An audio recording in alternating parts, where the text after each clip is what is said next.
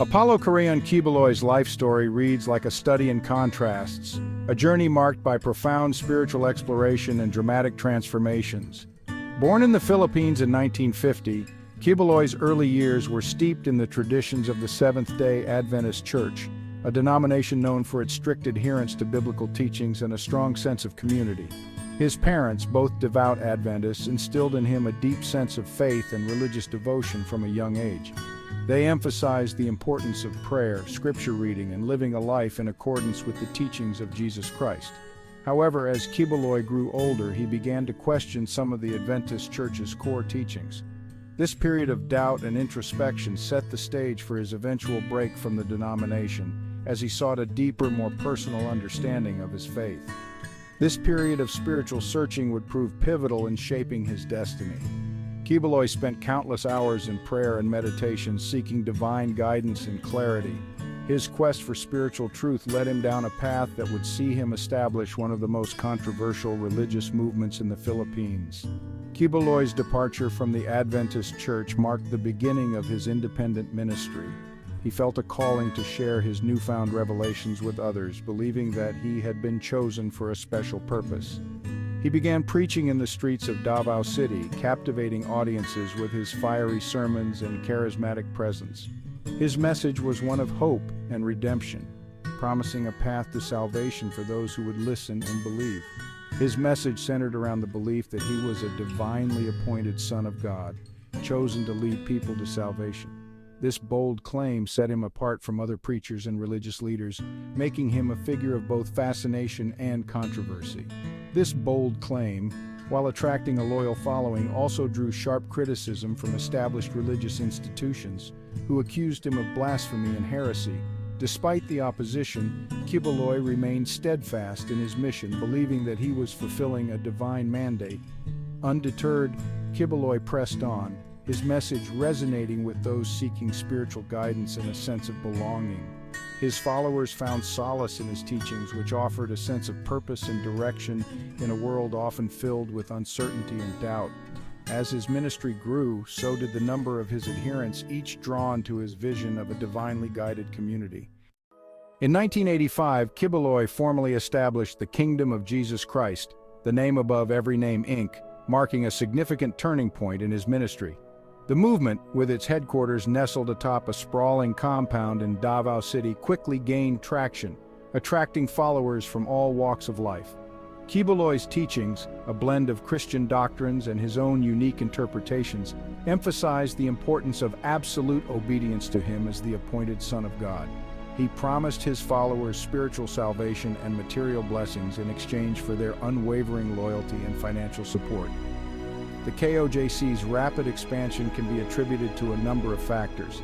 Quiboloy's charismatic personality and captivating sermons drew large crowds, while his message of hope and salvation resonated with those seeking spiritual fulfillment. The church's emphasis on community and social support provided a sense of belonging, particularly for those facing personal challenges or economic hardship. Moreover, Quiboloy's use of mass media, including radio and television broadcasts, allowed him to reach a wider audience, further amplifying his influence and extending the reach of his teachings. As the KOJC's membership swelled, so too did its wealth and influence. The church, under the leadership of Apollo Quiboloy, saw an exponential increase in followers, each bringing their own contributions to the community.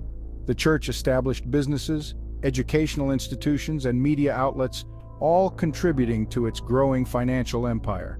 These ventures not only served the church's members but also extended its reach into the broader society, creating a network of influence that was hard to ignore. Quiboloy's followers, known as KJC Kingdoers, were encouraged to tithe generously, with some even donating their life savings to the church. This practice was seen as a testament to their faith and commitment to the church's mission, reinforcing a culture of giving that was deeply ingrained in the congregation. This influx of wealth allowed Quiboloy to live a lavish lifestyle, indulging in private jets, luxury vehicles, and opulent properties. His lifestyle became a symbol of the church's success, but also a point of contention for many.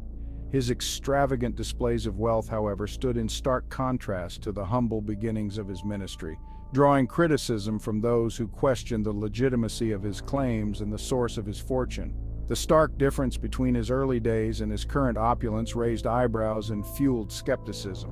The KOJC's meteoric rise was not without its share of controversies. As the church grew, so did the number of voices speaking out against it, each bringing their own stories and concerns to the public eye. Critics accused Quiboloy of brainwashing his followers, exploiting their faith for financial gain, and using intimidation tactics to silence dissent. These accusations were not taken lightly, as they painted a picture of a leader who was more interested in personal gain than spiritual guidance. Former members came forward with allegations of abuse, financial impropriety, and forced labor within the church. Their testimonies provided a glimpse into the darker side of the church's operations, suggesting that all was not as it seemed within the KOJC. These accusations painted a disturbing picture of a religious movement operating with a concerning lack of transparency and accountability. The stories of former members and critics highlighted a pattern of behavior that was deeply troubling to outsiders. Despite the mounting controversies, Quiboloy remained defiant, dismissing his critics as agents of Satan seeking to undermine his divine mission. He continued to preach with fervor, rallying his followers to stand firm in their faith and reject the accusations as baseless attacks on their community. The congregation, for the most part, remained loyal, finding solace and purpose in their shared beliefs. The sense of community and belonging that the church provided was a powerful counterbalance to the negative press, keeping the faith of many unshaken. The church's outreach programs and charitable activities also played a significant role in maintaining its positive image among its members. These initiatives showcased the church's commitment to social good, further solidifying the loyalty of its followers. Quiboloy's personal interactions with his followers, where he often appeared approachable and caring, helped to reinforce his image as a benevolent leader. These moments of connection were crucial in sustaining the faith and trust of his congregation amidst the swirling controversies. Section 4. Quiboloy's claims of divinity, a magnet for criticism. Central to Quiboloy's teachings was the belief that he was the appointed Son of God, a claim that drew both fervent devotion from his followers and sharp condemnation from his detractors. His followers saw him as a divine figure, a beacon of hope in a world they believed was in spiritual decline. He asserted that he was the fulfillment of biblical prophecy, sent to usher in a new era of spiritual enlightenment and prepare humanity for the second coming of Jesus Christ. This bold proclamation was not just a statement of faith, but a call to action for his followers, who believed they were part of a divine mission. Quiboloy's followers were taught to regard him with the utmost reverence, addressing him as Father and attributing miraculous powers to him. Stories of miraculous healings and divine interventions were common among his congregation, further solidifying their belief in his divine nature. They believed that absolute obedience to his teachings was the only path to salvation. This unwavering loyalty was evident in their daily lives, as they adhered strictly to the doctrines and practices laid out by Quiboloy. Quiboloy's claims of divinity were met with widespread skepticism and condemnation from mainstream religious organizations. Critics argued that his teachings were a dangerous deviation from traditional Christian beliefs.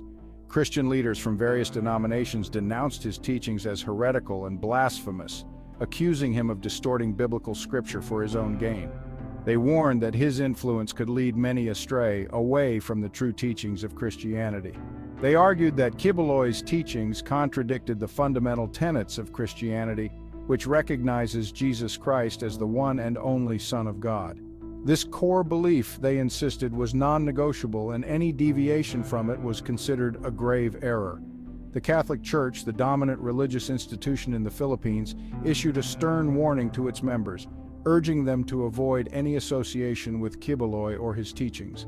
They emphasized the importance of adhering to established doctrines and cautioned against the allure of new, unverified religious movements. Despite the criticism, Quiboloy's movement continued to grow, attracting followers who were drawn to his charismatic leadership and the promise of spiritual fulfillment. His message resonated with those seeking answers in a complex and often confusing world, offering them a sense of purpose and belonging. For many, Quiboloy's teachings provided a framework for understanding their place in the universe and a guide for living a life of faith and devotion. His influence extended beyond the spiritual, impacting the social and cultural lives of his followers, creating a tight-knit community bound by shared beliefs and practices. As his movement grew, so did the scrutiny and criticism, but for his followers, the conviction in their leader's divine mission remained unshaken. They continued to stand by him, driven by a deep-seated belief in his role as the appointed Son of God. Section 5. The shadow of legal troubles, sex trafficking allegations surface. As Quiboloy's influence grew, so too did the scrutiny surrounding his activities. In the late 2010s, whispers of darker allegations began to surface, casting a long shadow over the KOJC and its charismatic leader. Former members and critics accused Quiboloy of engaging in sexual abuse, targeting young girls and women within his congregation. These accusations painted a disturbing picture of a leader who allegedly used his position of power and spiritual authority to exploit vulnerable individuals. The allegations against Quiboloy and the KOJC extended beyond sexual abuse. Reports emerged of forced labor, with members allegedly coerced into working long hours without pay for the church's various businesses. These businesses, ranging from agriculture to construction to media, generated significant revenue for the KOJC, further fueling accusations that Quiboloy was exploiting his followers for personal enrichment. As the allegations mounted, law enforcement agencies in the Philippines and the United States launched investigations into Quiboloy and the KOJC, seeking to uncover the truth behind the accusations and bring those responsible to justice. In September 2024, Apollo Carayan Quiboloy was arrested, marking a significant development in the ongoing legal battles. His arrest was a culmination of years of investigations and mounting evidence against him. The arrest sent shockwaves through his congregation and the wider community as authorities continued to piece together the extent of his alleged crimes and the impact on his followers.